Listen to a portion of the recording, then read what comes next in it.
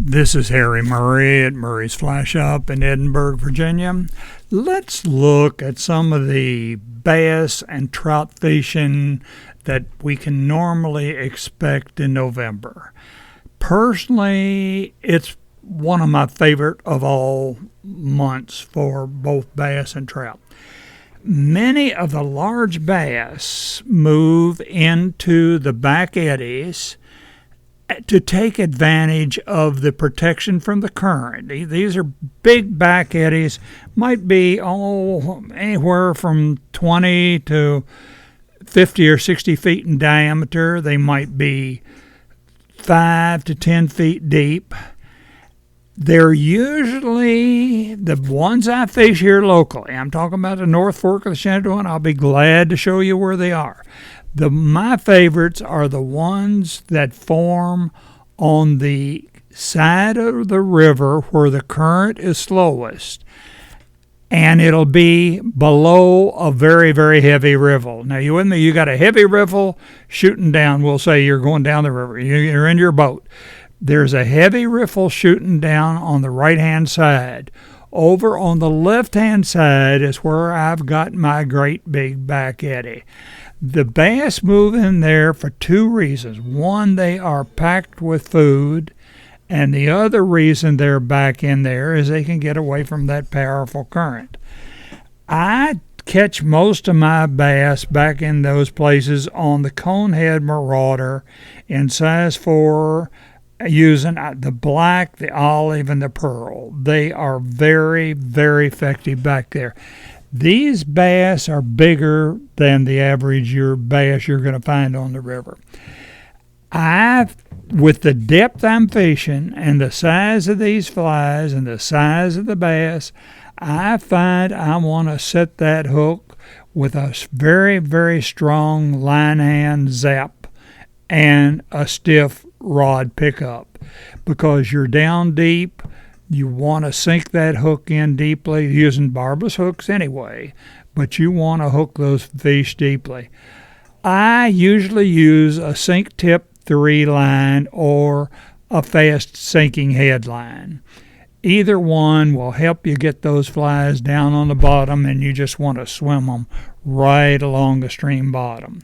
So that's the smallmouth game, and it's worthwhile, and it goes on all this coming month. Now, let's look at the trout deal. November produces some of the best blue-winged olive hatches of the entire season.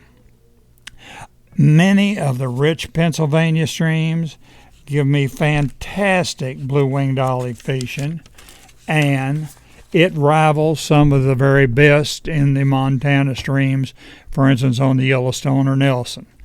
I normally get my best hatches from 2 to 4 in the afternoon. Now, I'm talking about Pennsylvania, or even in Montana. My son's in Montana right this very minute.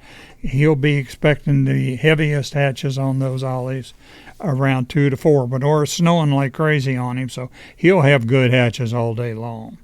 Okay, on overcast days where it's kind of drizzly, heavy overcast, all that kind of stuff, you could have the hatch all day long from say 10 or 11 o'clock in the morning till dark that evening. My favorite flies for these are the Mr. Rapidan Parachute Dry in about a size 16 or 18, CDC Blue-Winged Olive Dry 16, 18, and the Mr. Rapidan Soft Tackle Olive in about a size 16. These are big fish. They feed aggressively, and when you've got these overcast conditions, they can just be wonderful. One day on the Yellowstone, it just snowed all day long, and the olives were hatching all day long. Standing in the middle of the river, whichever way I turned and walked, I was within casting distance of at least 20 rainbows feeding down in the tail. This is right down below Livingston. And it's fantastic fishing. Just old Marinero said it right on the money. Don't overlook the little ollies because it can be terrific.